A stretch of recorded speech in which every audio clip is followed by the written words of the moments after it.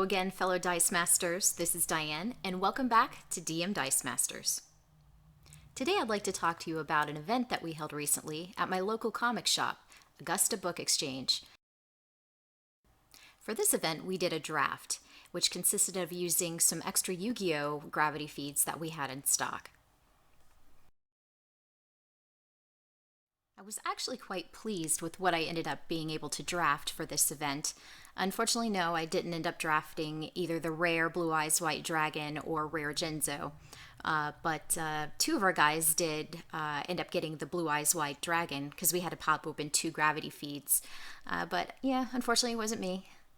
But I did end up drafting a lot of dice for my characters, which worked out quite nicely. My team consisted of the 2-cost Injection Fairy Lily, the 3-cost Breaker, the Magical Warrior, the one that allows you to ramp, 3-cost Blade Knight, he's the one if he attacks alone, he gets Overcrush, Marshmallow, the rare, the one where if he's knocked out, he does a damage to my opponent. My bread and butter for the team was Lord of D, Dragon Protector. I picked him. And I actually saw there was quite a lot of dice in the pool of dice for the draft. So definitely jumped on him because of his ability to not be able to be targeted.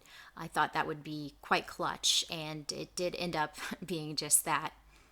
Then I had the Doomcaliber Knight, the one with the global that lets you pay a fist, and then your characters, when they attack, your attacking characters can't be targeted by your opponent.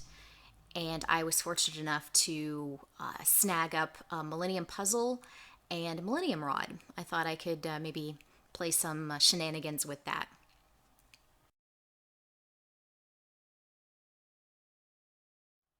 My first opponent was one of the guys that was fortunate enough to draft the Blue Eyes White Dragon rare. And his team consisted of a lot of dragons. My opponent did have several low-cost characters, but unfortunately he wasn't able to snag up very many dice with them for them, and I think that ended up hurting him in the long run. I was able to go ahead and kind of overwhelm him with all my little bodies and just went in for the win that way.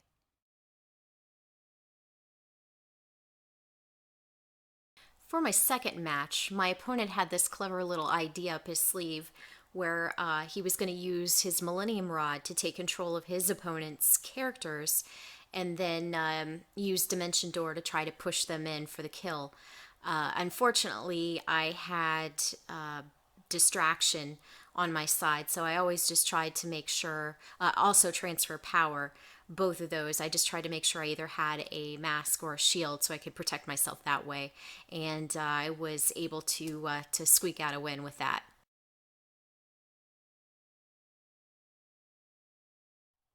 And for my final match, my opponent had a few characters that synergized really well when they got knocked out, and especially the Man-Eater Bug. Whenever he got knocked out, he could knock out one of my opposing characters. That game was rather interesting because I kept rolling a lot of sidekicks, and so I just kind of went in early and just kept whittling at him, and just sailed my way to victory. No, I did not sail my way to victory.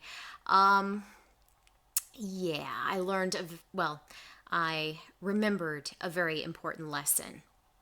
So towards the very end of our match, I had 17 life left. I had gotten him down pretty low. I think it was about 8 life. I had several characters in the field, and I got bloodthirsty. So I decided to push everything in for the kill. Don't do it. Don't leave yourself wide open. Very next turn, he was able to come back, and that 17 life that I once had went to 0. So yes, friends, always keep in mind, number 1 rule, never leave yourself wide open. So one thing to note, if you guys ever decide to draft the Yu-Gi-Oh set, just keep in mind that there is a little serial number on each one of the Yu-Gi-Oh dice that corresponds to its matching card. So if you ever decide to draft it, you want to make sure that each dice that you draft matches the appropriate card.